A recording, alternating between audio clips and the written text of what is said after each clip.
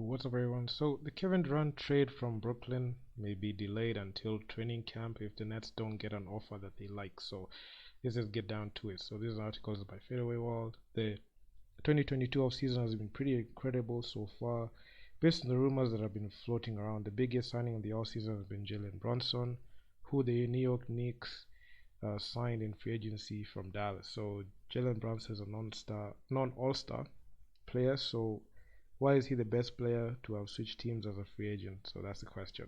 So, but Jalen Brunson dropped like career games, especially in the postseason, and he was actually one of the big factor that led to the Dallas Mavericks getting to the West Finals. The entire market has been on pause since Kevin Durant revealed that he wanted to trade from Brooklyn hours before the NBA free agency started. In the time since the window opened, the Nets have seen what the value of players around the league has been. So they're trying to see. So there are a couple of trade offers that have been made. Previously, I've made a video on a blockbuster four-team trade that can involve KD going to the Phoenix Suns. That is, if the four-team trade, there's a trigger that has been pulled by the four teams. The Atlanta Hawks traded three unprotected first-round picks for one-time All-Star Dejounte Murray, while the Minnesota Timberwolves traded three unprotected first-round picks along with one protected one and a player they drafted in the 2022 pick to Utah for Rudy Gobert. So you can see the Utah Jazz moved away from the Rudy Gobert era. If Gobert and Murray can generate such returns, KD should receive an all-time package, something Brooklyn is willing to wait for until even training camp, starting in September. So reports are saying the league personnel says the Nets have implied if they don't get what they want for Kevin Durant, this will end up dragging into training camp, and possibly if the Nets don't, have like a good solid return, this can even end up, even the league can start with KD.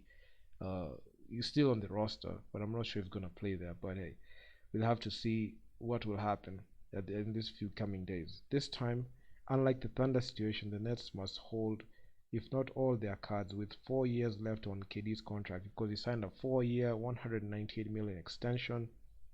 And Kyrie, having opted into the last year of his deal, the Nets have leverage and every intention of using it. And the league personnel says the Nets have implied if they don't get what they want, this could well drag on to training camp. So this is by New York Post by Brian Lewis. So Kevin Durant has held up the entire market as teams are not doing anything except figure out what it takes to get Kevin Durant on their team. The biggest names left on the market are DeAndre Ayton and Colin Sexton, both members of the 2018 draft who were looking for their rookie extension. So uh, DeAndre Ayton, the Suns are unwilling to give him an extension, and apparently Coach Monty Williams doesn't like DeAndre Ayton.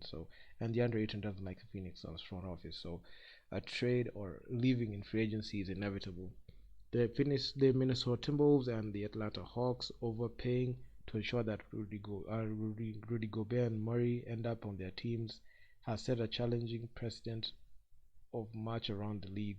Precedent to match around the league. So the value of players is decided by teams outbidding each other with the packages they offer. So something similar may happen to KD. So we can see there are going to be a couple of bids for teams they're going to put up so that they can get KD on their team. Not everybody is thrilled about paying a high return for a volatile 34-year-old in KD. So the feasible trades are slim. Either way, the Brooklyn Nets will move KD when they feel it's ready for them and if the package and the price is right for him. So right now there are no reports. Shams isn't dropping any reports. Woj isn't dropping because there was a I can say in the first day of free agency, Shams really outwitted Woj or in giving out any information on any and every information on in the NBA free agency. So it'll be interesting to see what the Brooklyn Nets are going to do, and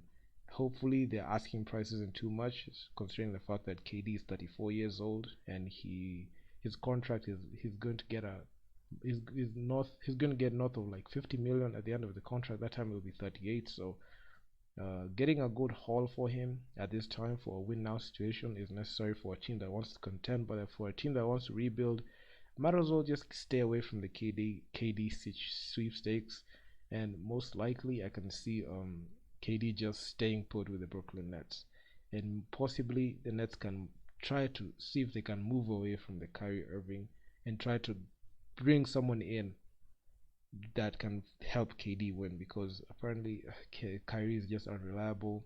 There was this situation where they had James Harden for like 1.5 seasons, then got traded in the trade deadline. All all this debacle and all these situations that have been happening have really thrown a spanner in the works in KD, and sometimes you feel like he feels like he made a mistake in signing an extension, but all in all, just waiting to stay put and to see what the Brooklyn Nets are going to do. But if they don't get a right price for KD, this thing might end up dragging in training camp in September, and it's going to be a sticky situation. If they don't offload him now, I just see him riding out.